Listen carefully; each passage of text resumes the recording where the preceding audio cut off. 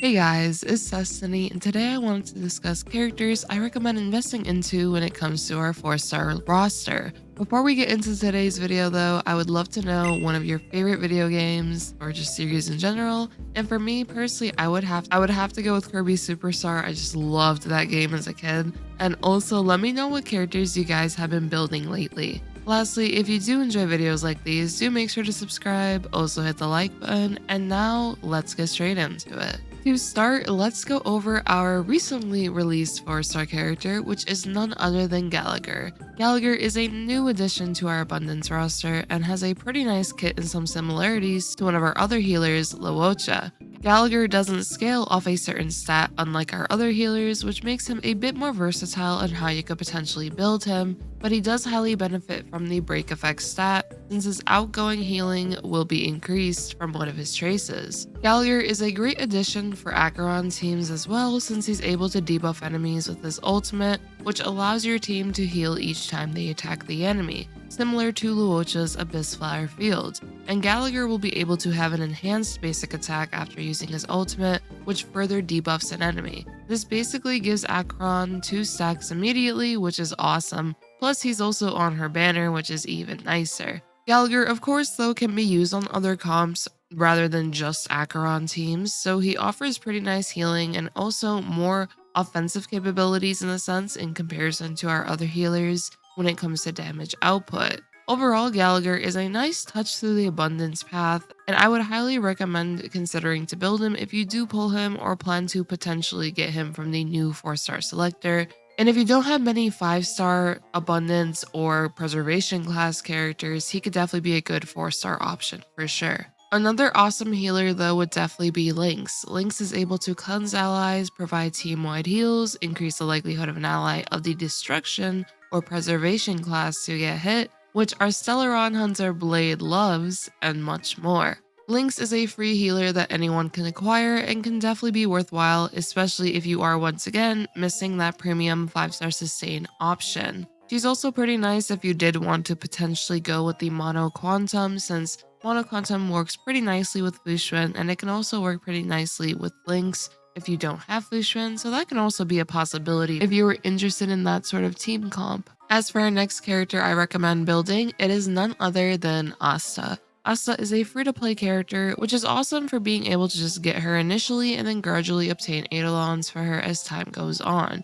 Asta does a very good job at speed manipulation. She can advance forward teammates by the massive speed buffs she gives them with her ultimate, and if you pair her with Dance Dance Dance, this is even better, and as a result can allow your teammates to attack more frequently. Asta can also provide very nice attack buffs for the team, which are highly valuable for higher damage output, and this is really nice for damage over time teams. I actually showcased Asta before on a damage over time team without Ruan Mei, and for those of you who are really interested in a nice harmony character that can benefit damage over time teams, I would highly recommend Asta for that role, especially if you did not end up pulling Ruan Mei. For those who have pretty decked out teams though, you can also do no sustain and use Asta to boost up your team members to attack more frequently and beat up the enemy in a timely fashion. Asta also gives a fire boost from her traces, which makes her pretty nice to use with fire characters as well.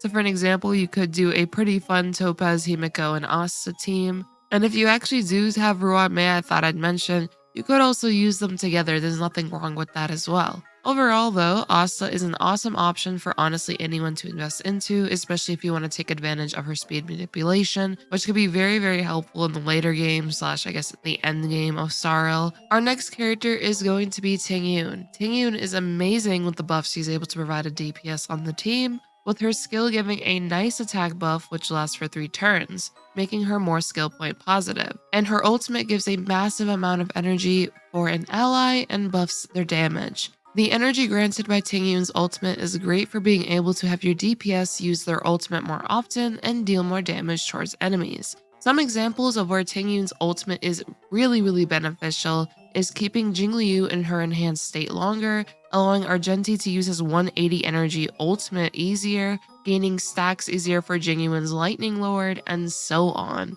Overall, the energy from Tingyun's ultimate is a huge perk, and she benefits majority of our DPS characters, which makes her very valuable when it comes to team building. Next up though is Pela. Pela, in my opinion, as well as Tingyun, are two of the most versatile 4-star characters in what they can offer for team building. Pela is able to reduce enemy defenses by a massive amount with her ultimate, and this is very beneficial for any damage dealer or even any character on the team to take advantage of for increased damage output onto an enemy. Pela at E4 is also able to reduce enemy ice resistance, which can be pretty nice if you're playing Jingliu, Qingque, Misha, and so on as your main damage dealer. For those who are also considering or have pulled Acheron, Pela is also easily one of her best supports to use alongside her, and is also on her banner, which is a pretty nice thing as well for those that are missing Pela.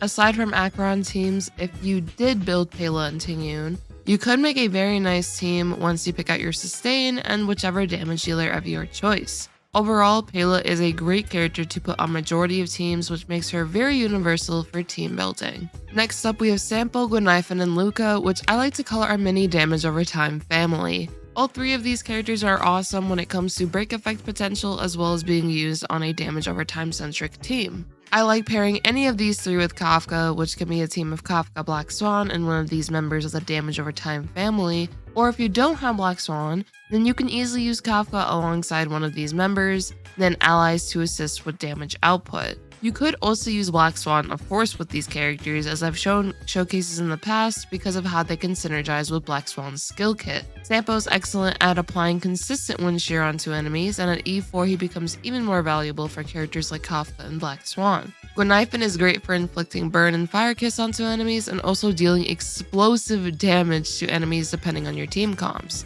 Lastly, Luca is great at abusing bleed onto enemies and also dealing a bunch of damage when he does break enemies. Overall, all three of these characters can be great investments for damage over time teams. I think Guinaifen can also be a very good investment for, in a sense, a general debuffer if you do not have too many on your account, because many of the characters in Star Rail, of course, can take advantage of her Fire Kiss ability, so that can be a really good consideration for potentially investing into Guinaifen, even if you are using her outside of damage over time. But of course, damage over time teams are definitely where Guinaifen, Luca, and Sampo may shine the most on your account, just because of how well they synergize with that sort of comp. Now for our DPS characters though, out of the 4 stars, one of them I recommend is Qingque. Qingque is a powerful Quantum Erudition character who can deal nice amounts of damage to enemies, and since we have quite a limited roster of Quantum DPS characters, she's a great option for those who like a little bit of gambling, awesome damage, and also those who may have not pulled Zila.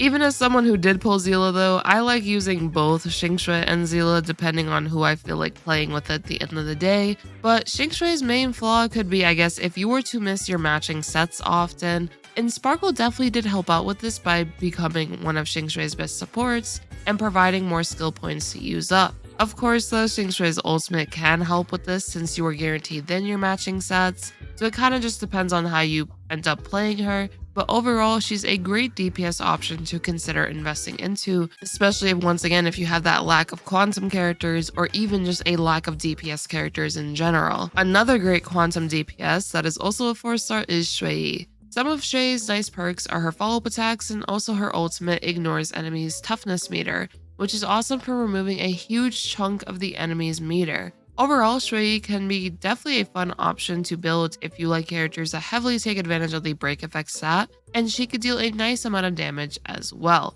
Personally though, I definitely use Qingque more than Shui, but it ultimately just comes down to how you end up building these characters, and of course whichever one you do like more to be your primary Quantum DPS. One notable mention I have though, especially if you don't have many lightning DPS characters though, would be Serval. Serval, in my opinion, is a great character, especially with good investment for going through endgame. I have used her and showcased her in Memory of Chaos 12. She can perform very nicely. One massive perk Serval has is that she has a very low ultimate cost of only 100. She's able to get her ultimate very often, especially if you do decide to pair her with Tingyun, then you're just going to be getting ultimates so freaking much. As a result, Serval is able to deal frequent and adequate damage to enemies And that's primarily why I would highly recommend building her if you are lacking a lightning DPS option. Now, if you already have like Tingyun, Kafka, Acheron, like let's say you have all of these characters on your account already,